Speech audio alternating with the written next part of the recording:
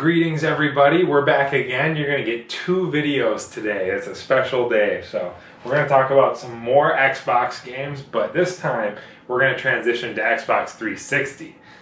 Woo! So, first off here, the Xbox 360 was one of... It's got to be the console that ushered in a lot of online gaming for people, accessible online gaming through Xbox Live. I know the original console had it, but at that time, I mean, I'm 25 now, so I was pretty young when the original Xbox came out. So this is the one that hit me in those peak years when I was playing, Halo 3, Modern Warfare 1, all those games that came out and really ushered in that next generation of online play. So 360 is an important console. It's awesome. Still have mine around. It's great. But we're going to talk about some games here again that maybe are a little more obscure, not the typical games everyone would show, but the games that I really, really love to play and go back to even in 2019. So right off the bat, we got Test Drive Unlimited from Eden Games. The thing that makes this game different and kind of stand out from most racing games is they tried to do like the massively online racing game, which is an interesting concept and something that's been carried forward by Forza Horizon now. The crew kind of does the same thing where you're in a server with a bunch of different people and you can drive the whole map. So this game featured the entire map of Oahu, I'm saying that wrong, I'm sure, in Hawaii, the one island. Every road, everything was like satellite imaged, and it actually looked really good for 2006. It doesn't look super great now, but take it with a grain of salt. There's also some weird physics rendering in this game where the cars don't technically have physics, air quotes, because when you jump them or hit stuff with them, they don't really react realistically. It's almost like, the thing I'd compare it to is maybe like an old computer game that had vehicles such as like Operation Flashpoint, Cold War Crisis, or like the first Half-Life.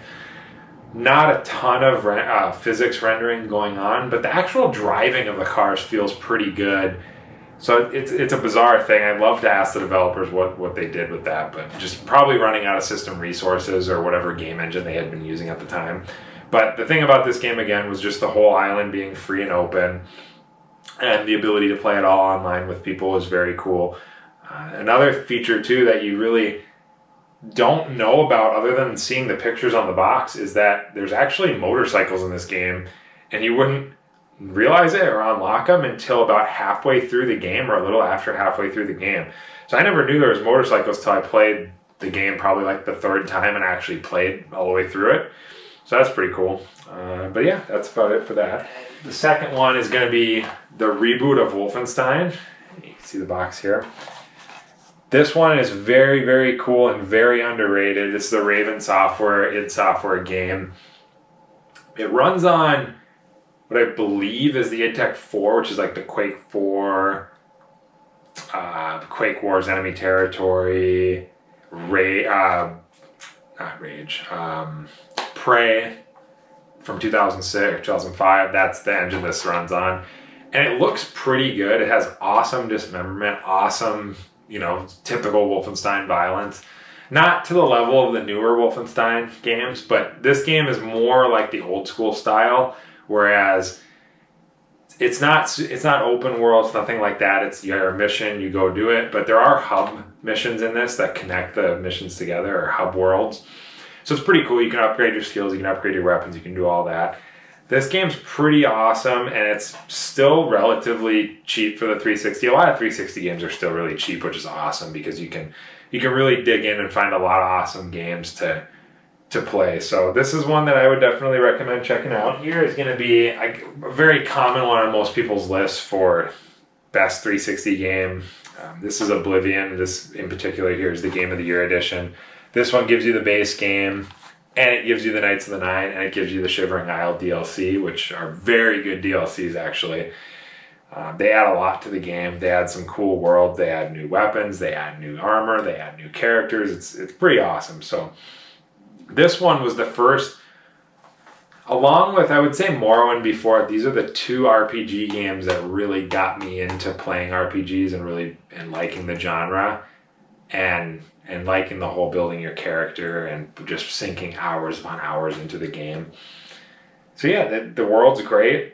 I think this game is better than Skyrim. I know Skyrim had a lot of improvements, but I still prefer to play Oblivion over Skyrim. The world is better, the quests are better, just I thought everything was better, so it's a great one. And then we're going to talk about the orange box here is the next one. So this is going to be another common one on most people's list, but it gives you the whole Half-Life 2 collection on console, which is Half-Life 2, Half-Life 2 Episode 1, Half-Life 2 Episode 2, and it gives you Portal and Team Fortress 2. Now, Team Fortress 2 was never very good on this because hardly anybody played it, and the online just isn't as good as it is on PC. Actually, none of these games are as good as they are on PC, but to play them in one place on a disc, physically owned, it's a pretty cool package. It was one of the better deals probably in the history of video games. They actually just remastered this too, or made it backwards compatible for the Xbox One X to run in 4K. So you get a nice visual bump there, and you're able to play it on the new console. So this is one to check out if you've never played it, or even if you have, just to check it out how it runs on a console. And the next one is going to be Battlefield Bad Company 2. This is one of the best online shooting games ever. It's one of the ones that laid the groundwork for the large-scale vehicle-based combat, especially on a console. So many hours spent on this one online, sniping, flying helicopters into people, you know, just the normal stuff. But this game's great. Definitely one to check out. This one does work on backwards compatibility too. I don't think the servers are very populated anymore though. So if you want to check this one out, it's probably better to buy it on Origin or Steam and play it on PC because people still do play it on there. But a great game nonetheless. And then the next one's going to be Ghost Recon Advanced Warfighter 1, which this was one that released very soon after the console did. And it doesn't hold up particularly well today, but at its time of release, this was one of the most realistic, fun, graphically impressive, I don't know other descriptors, but very, very fun game when it came out. It ushered in the Ghost Recon series into the over-the-shoulder viewpoint, and it ushered it into kind of the next step of technology. And this was just a great game. It had on-rail sections with helicopter miniguns and stuff like that. It had squad controls, it had great online, it had co-op, split screen, it had everything you could ask for. And this was a game that really drove 360 sales that year on from release, and it's a great game. The next one I'll talk about here is Condemned 2 Bloodshot, which this one is the sequel to the original Condemned Criminal Origins, which was a launch title for the system. That one got a little bit of hype when the system came out, but not a ton. Not a lot of people bought into the game. They kind of thought it looked like original Xbox game graphically, and they just didn't understand what it was. So this game is typically just beating up, for lack of a better word, like homeless people, but you're investigating a murder, and there's actually a story, and there's investigative scenes. So there's a lot more to the game than just picking up rebar and beating the crap out of people, but that's one of the best parts about it. So, and there's also guns and shotguns, pistols, all that kind of stuff too once you get to a certain point.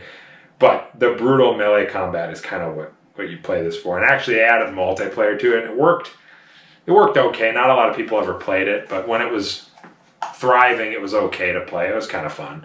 But again, very cool game. This is actually made by Monolith. Kind of similar to the Fear series in a way, so they have ties to that. Yeah. The last one we're going to talk about is Call of Duty 2, which is actually a launch title for the system. This ushered in that next, still based on id Tech 3 engine that Call of Duty still uses to this day. Sounds like with the new one, with Modern Warfare, the reboot, they're going to probably do some sort of new physically based rendering engine. But this is essentially the groundwork for every Call of Duty game that's come out since 2005. So this is an important release. This was the game that really drove 360 sales because the PS3, when it came out, didn't have a huge shooting game, and the Call of Duty 3 that came out for that and 360 wasn't as good as this. So this gave you a nice campaign, it gave you really fun multiplayer, and it gave you split screen versus, and it's just a great game. You didn't lose much at all going from the PC version to this version either, which was pretty cool. So that's it for the 360 games for this time. Again, they were just some of my favorites and some more hidden gem ones. But yeah, thanks for watching. Definitely subscribe, and until the next video, see you later.